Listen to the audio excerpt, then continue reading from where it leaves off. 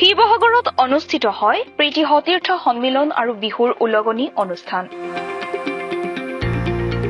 শিৱসাগৰ জিলা অৱসৰপ্ৰাপ্ত শিক্ষক, কৰ্মচাৰী আৰু বিষয়া কল্যাণ পৰিষদৰ উদ্যোগত আৰু শিৱসাগৰ জিলা উচ্চতৰ মাধ্যমিক শিক্ষক আৰু কৰ্মচাৰী সন্থা, শিৱসাগৰ জিলা মাধ্যমিক শিক্ষক আৰু কৰ্মচাৰী সন্থাৰ সহযোগত শিৱসাগৰ জিলা শিক্ষক কৰ্মচাৰীসকলৰ মাজত সতীৰ্থ সন্মিলন আৰু ৰঙালী বিহু উদযাপন কৰা হয়।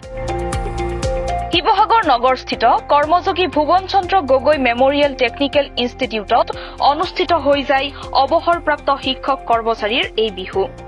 অনুষ্ঠানত সদৌ অসম অৱসৰপ্ৰাপ্ত শিক্ষক কৰ্মচাৰীৰ কল্যাণ পৰিষদৰ সভাপতি কমল চন্দ্ৰ গগৈৰ লগতে সাধাৰণ সম্পাদক ৰাজেন শৰ্মাৰ লগতে শিৱসাগৰ জিলা পৰিষদৰ বহু প্ৰতিনিধি উপস্থিত থাকে।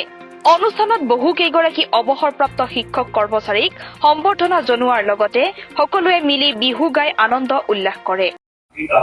শিৱসাগৰ জিলাৰ অৱসৰপ্ৰাপ্ত বিষয়া শিক্ষক কৰ্মচাৰী কল্যাণ পৰিষদৰ আজি এটি বিহুৰ উলগনি অনুষ্ঠান অনুষ্ঠিত কৰা হৈছে আৰু আমাৰ সদৌ অসম ভিত্তিতে অৱসৰপ্ৰাপ্ত বিষয়া শিক্ষক কৰ্মচাৰী কল্যাণ পৰিষদ আছে আৰু ইয়াত আমাৰ ছেক্ৰেটাৰী আছে ৰাজেন শৰ্মা, আমি নিজে সভাপতি আৰু জিলা পৰ্যায়ৰো কেইবাজনো বিষয়ববীয়া আছে।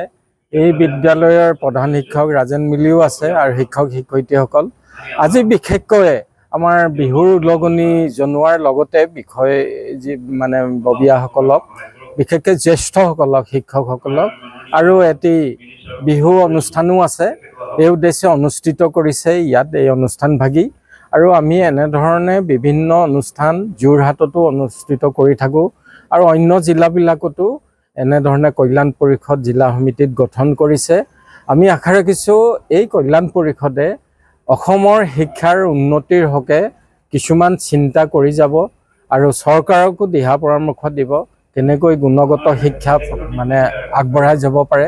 ইতিমধ্যে আপোনালোকে জানিব পাৰিছে যে শিৱসাগৰ জিলা গুণোৎসৱত অসমৰ ভিতৰতে প্ৰথম স্থান সুদীৰ্ঘ দিন ধৰি ইয়াত স্থান লাভ কৰি আহিছে আৰু এইবাৰো আমাৰ উচ্চতৰ মাধ্যমিক পৰীক্ষাৰ ফলাফল যথেষ্ট ভাল। আমাৰ কমাৰ্চত প্ৰথম হৈছে, আমাৰ বিজ্ঞান শাখাত দ্বিতীয় হৈছে, কলা শাখাতো তেনেকৈ তৃতীয় হৈছে।